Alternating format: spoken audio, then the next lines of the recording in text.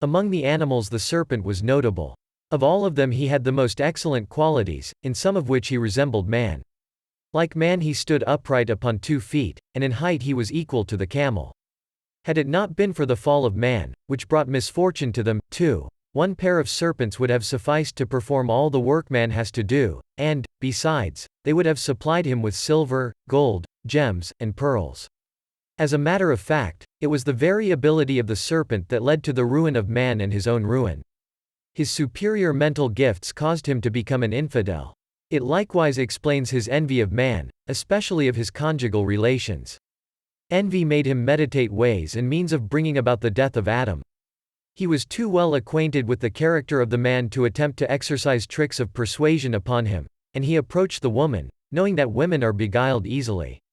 The conversation with Eve was cunningly planned, she could not but be caught in a trap. The serpent began, "Is it true that God hath said, Ye shall not eat of every tree in the garden?" "We may," rejoined Eve, "eat of the fruit of all the trees in the garden, except that which is in the midst of the garden, and that we may not even touch, lest we be stricken with death."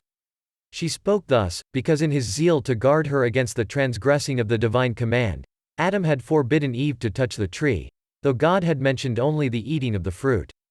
It remains a truth, what the proverb says, "Better a wall 10 hands high that stands, than a wall 100 ells high that cannot stand." It was Adam's exaggeration that afforded the serpent the possibility of persuading Eve to taste of the forbidden fruit. The serpent pushed Eve against the tree, and said, "Thou seest that touching the tree has not caused thy death. As little will it hurt thee to eat the fruit of the tree. Not but malevolence has prompted the prohibition, for as soon as ye eat thereof, ye shall be as God. As he creates and destroys worlds, so will ye have the power to create and destroy. As he doth slay and revive, so will ye have the power to slay and revive. He himself ate first of the fruit of the tree, and then he created the world. Therefore doth he forbid you to eat thereof, lest you create other worlds. Everyone knows that artisans of the same guild hate one another. Furthermore, have ye not observed that every creature hath dominion over the creature fashioned before itself? The heavens were made on the first day, and they are kept in place by the firmament made on the second day. The firmament, in turn, is ruled by the plants, the creation of the third day, for they take up all the water of the firmament. The sun and the other celestial bodies, which were created on the 4th day, have power over the world of plants. They can ripen their fruits and flourish only through their influence. The creation of the 5th day, the animal world, rules over the celestial spheres. Witness the ziz, which can darken the sun with its pinions. But ye are masters of the whole of creation, because ye were the last to be created. Hasten now and eat of the fruit of the tree in the midst of the garden, and become independent of God, lest he bring forth still other creatures to bear rule over you. To give due weight to these words, the serpent began to shake the tree violently and bring down its fruit. He ate thereof, saying, "As I do not die of eating the fruit, so wilt thou not die." Now Eve could not but say to herself, "All that my master," so she called Adam, "commanded me is but lies," and she determined to follow the advice of the serpent.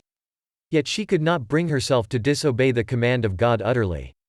She made a compromise with her conscience. First she ate only the outside skin of the fruit, and then, seeing that death did not fell her, she ate the fruit itself.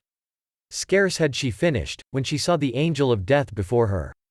Expecting her end to come immediately, she resolved to make Adam eat of the forbidden fruit, too, lest he espouse another wife after her death. It required tears and lamentations on her part to prevail upon Adam to take the baleful step. Not yet satisfied, she gave of the fruit to all other living beings, that they, too, might be subject to death. All ate, and they all are mortal, with the exception of the bird Malham, who refused the fruit, with the words, "Is it not enough that ye have sinned against God, and have brought death to others? Must ye still come to me and seek to persuade me into disobeying God's command, that I may eat and die thereof? I will not do your bidding." A heavenly voice was heard then to say to Adam and Eve, "To you was the command given. Ye did not heed it.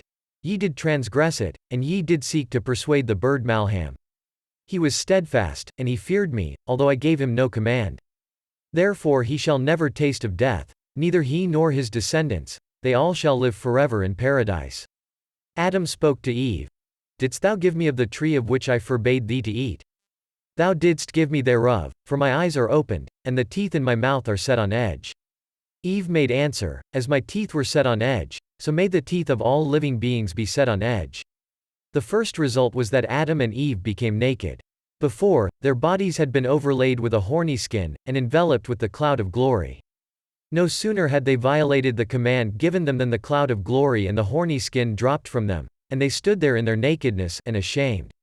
Adam tried to gather leaves from the trees to cover part of their bodies, but he heard one tree after the other say, There is the thief that deceived his Creator.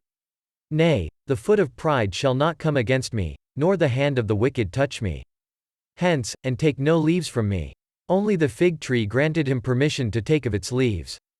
That was because the fig was the forbidden fruit itself. Adam had the same experience as that prince who seduced one of the maid-servants in the palace. When the king, his father, chased him out, he vainly sought a refuge with the other maid-servants, but only she who had caused his disgrace would grant him assistance.